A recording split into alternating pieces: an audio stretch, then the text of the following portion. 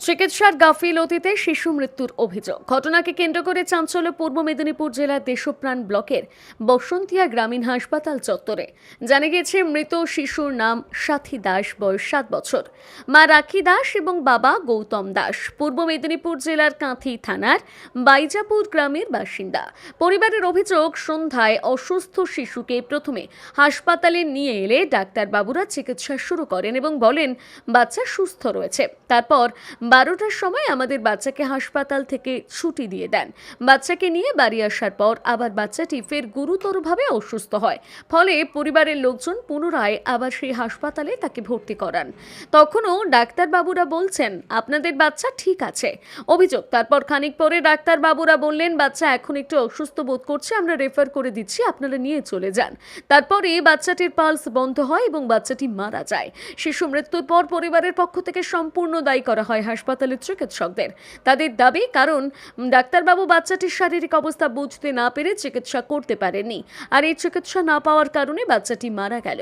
ঘটনায় তদন্তের দাবি করে চিকিৎসকের শাস্তির দাবি করেছে পরিবারের লোকজন। রাত্রিতে কালকে 12টার সময় নিয়ে এসেছিলাম। পিঠে আর পেটে খিল ছিল বলে ইঞ্জেকশন দিয়ে বাড়ি ফিরিয়ে দিয়েছিল। তারপর আবার কীরকম হয়েছিল নিয়ে এসেছিলাম, বলছি যে ডাক্তারবাবু দেখুন হবে তো হবে, না হলে আমি কাঠি নিয়ে চলে যাবো। বিধান হইয়ার না থাকুক, 8 ঘন্টা থাকুক, একে চ্যানেল করে দাও। আমার মেয়েটা বসেও চেয়ারে চ্যানেল করেছে, এখানে পাইনি, এখানে করেছে। তারপরে ইঞ্জেকশন পরপর 4-5টা দিল, পরপর কীরকম হয়ে গেল, রক্ত উঠি কি মারা গেল আমার সন্ধ্যার সময় আমরা 8টার সময় বাচ্চাকে নিয়ে আসি। বাচ্চাকে নিয়ে আসার পরে অসুস্থ বোধ করে বাড়িতে নিয়ে আসি।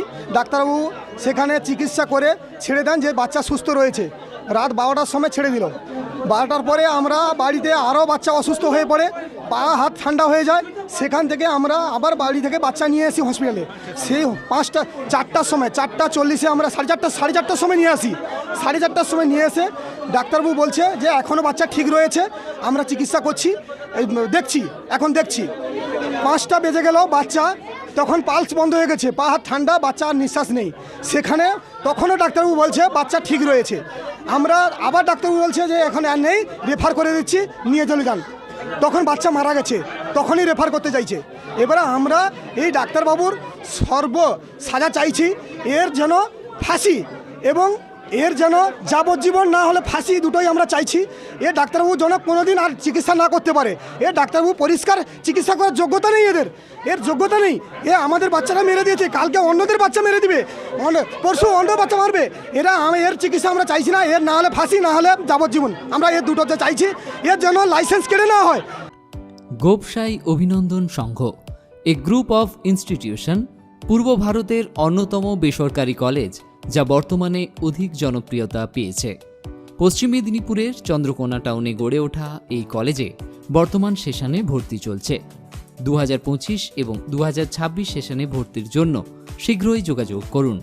আমাদের এখানে engineering, pharmacy, paramedical, nursing, BEd, MEd, DElEd এবং ম্যানেজমেন্ট নিয়ে পড়াশোনা এবং গবেষণা করতে পারেন।